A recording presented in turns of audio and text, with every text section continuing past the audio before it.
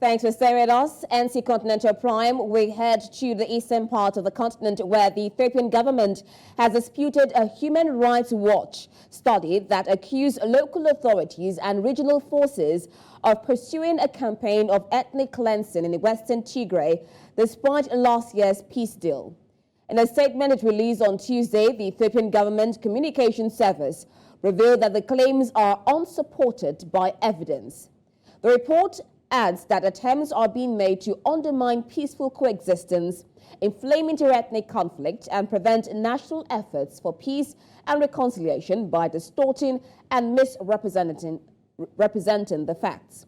In a report released on June 1st, the Human Rights Watch claimed that Amhara security forces and interim authorities had engaged in an ethnic cleansing campaign against the Tigrayan population and Western Tigray since the start of the country's armed conflict in November 2020, committing war crimes and crimes against humanity in the process.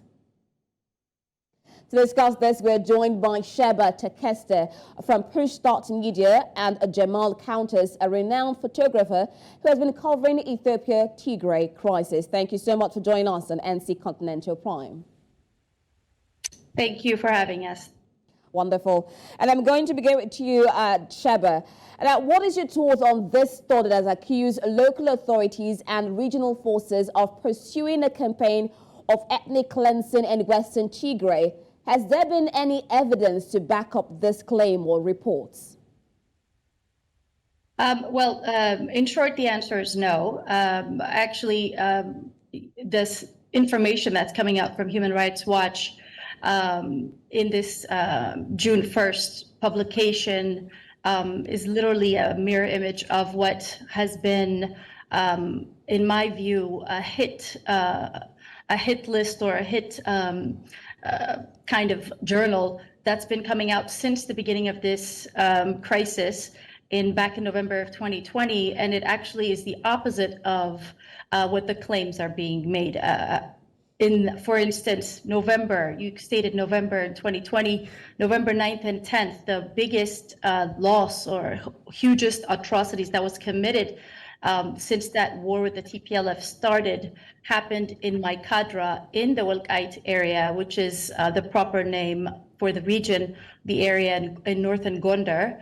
And that's where 1,600 Amhara people were eliminated by the TPLF, which was proven again, and also actually covered by the Human Rights Watch. So it completely contradicts the evidence on the ground. Myself and Jamal Countess, who is unable to join us at this particular moment, were actually there in April of 2022, last year, and I visited again earlier this year, where we did some investigation and talked to locals on the ground. We came across multiple mass graves that have been there for several years since the TPLF has annexed that area and incorporated it into what they called Western Tigray, but was historically northern Gondar.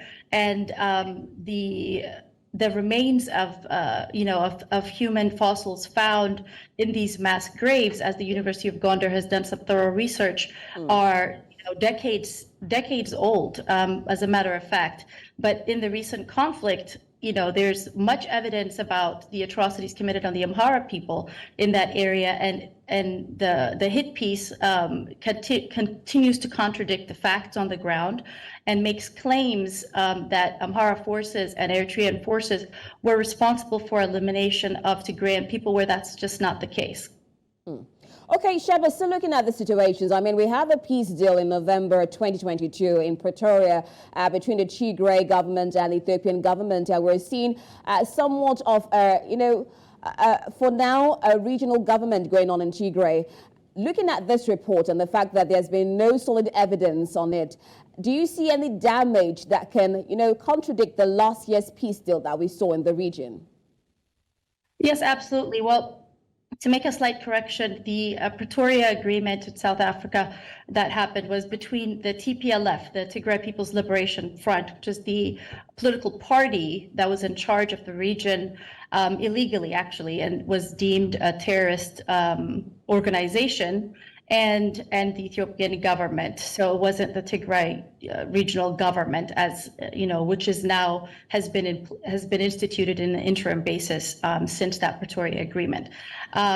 What seems to be happening now is that there is, you know, continuous attempts to reclaim that region and incorporate it into, you know, the Tigray proper.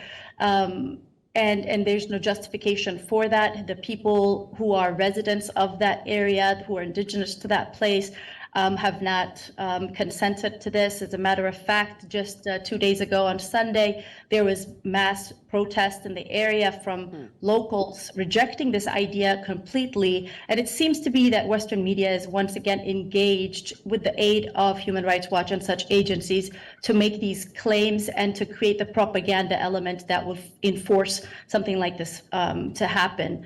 But this would be exactly the opposite of what's intended from a peace deal, which it requires that, you know, people are respected and that, you know, peace is instituted in the place where the locals are given time for restitution, for healing, and for justice, really, and accountability to take place so that the country can move on in a peaceful manner.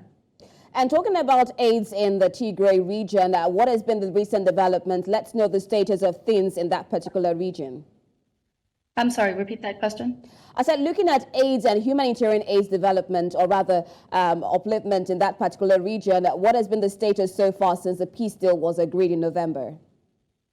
Well, and I can't recall the date, but recently there was a piece in the BBC, I believe, and others that was showing how there is evidence and continuous redistribution of aid that's intended for the people who have suffered in Tigray, and evidence that throughout the conflict since 2020, where a lot of aid has been pushed through the area, has been redirected for use by the TPLF and directed for, you know, soldiers and such and militia to be used to aid the war efforts, as opposed to actually giving restitution to the people that needed it. So there's been several publications of this, evidence of this, as well as the WFP's evidence last year in July, I believe, where aid trucks were also taken and fuel was confiscated by the TPLF during the conflict. So you see evidence of this that's happened time and time again, where, you know, instead of the people who need the food aid and the humanitarian assistance, you've seen that in the hands of the TPLF, resources have been siphoned off and provided for war efforts. Thank you so much, Sheba, for so much insight on this discussion. We'll definitely continue to put a lot of limelight on this situation going on in Ethiopia. Thank you so much for joining us. Thank you. Bye-bye.